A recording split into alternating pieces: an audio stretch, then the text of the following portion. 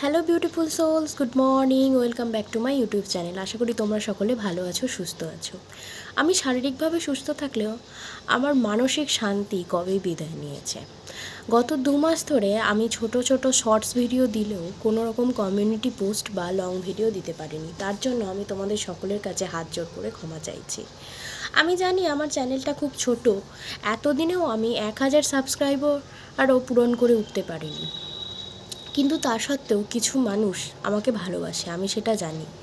তারা কখনো ইনবক্সে, কখনো সামনাসামনি আমাকে বারবার জিজ্ঞাসা করেছে আমি কেন এতদিন ধরে ভিডিও দিচ্ছি না।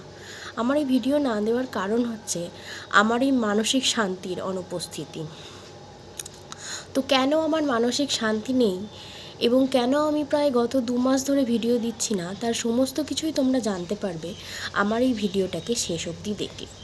তোমরা এই সকলকে অনুরোধ করব একদম স্কিপ না করে আমার এই ভিডিওটা অবশ্যই শেষ অবধি দেখো, তাহলে তোমাদের সকলের প্রশ্নের উত্তর পেয়ে যাবে আর আমিও একটু হলেও মনের জোর পেয়ে যাব যে তোমরা আমার পাশে আছো এই কথা ভেবে নিয়ে।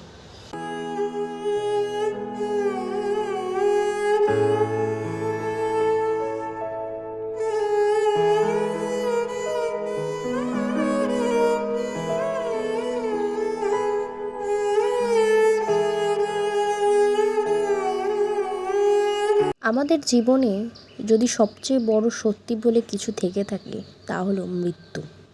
মৃত্যুর চেয়ে বড় সত্যি বোধহয় একটা জীবনে আর কোনো কিছু হতে পারে না।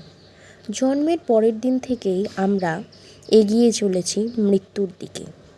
আমরা চেনা পরিচিত, বন্ধুবান্ধব, আত্মীয় স্বজন কারোর মৃত্যুর খবর শুনলে একে অপরকে সান্ত্বনা দিই, কিন্তু যতক্ষণ না সেই মৃত্যু নিজের ঘরের দরজায় উঁকি মারে আমরা ততক্ষণ তার ভয়াবহতা বুঝতে পারিনি। ঠিক আমার ক্ষেত্রেও তাই হয়েছে। আমার 28 বছরের জীবনে আমি প্রথম মৃত্যুর সম্মুখীন হয়েছি, এটা বললে ভুল বলা হবে, কিন্তু এই প্রথম মৃত্যুর ভয়াবহতা আমি উপলব্ধি করলাম আমার প্রিয় মানুষকে হারানোর মাধ্যমে। যে ঘটনার কথা আমি দুঃস্বপ্নেও কল্পনা করতে পারিনি, সেই ঘটনাটা ঘটল 30শে অক্টোবর ভোরবেলা। ভেবেছিলাম হয়তো আমার জীবন এখানেই থেমে যাবে, কিন্তু সময়ের মতোই জীবনকেও থামানোর ক্ষমতা কারুর নেই। জীবন এগিয়ে চলবে তার নিজের নিয়মে। যে মানুষটা আমার সমস্তটা জুড়ে ছিল, সেই মানুষটাকে আমি আর কখনো সামনাসামনি দেখতে পারবো না।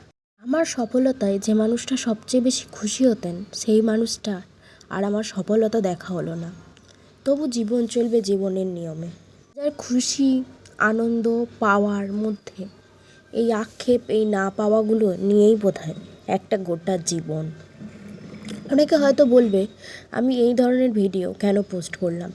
এই ধরনের ভিডিও পোস্টের আমার একটাই উদ্দেশ্য, সেটা হচ্ছে ভবিষ্যতে আমার জীবনে অনেক খারাপ দিন, অনেক চড়াই উতরাই আসবে, কিন্তু জানি এর থেকে খারাপ দিন বোধহয় আমার গোটা জীবনে আর কখনো আসবে না। তাই এই ভিডিওটা সেই খারাপ দিনের সঙ্গী হয়ে থাকুক, যাতে ভবিষ্যতের খারাপ দিনগুলোর মোকাবিলা করতে পারি আমি এই ভিডিওটাকে দেখে। ওই খারাপ দিন আসুক না কেন, আমি তখন বুক ঠুকে বলতে পারবো আমার জীবনের সবচেয়ে খারাপ কাটিয়ে এসেছি। তাই খারাপকে, না পাওয়াকে, হারিয়ে যাওয়াকে আমি আর ভয় পাই না।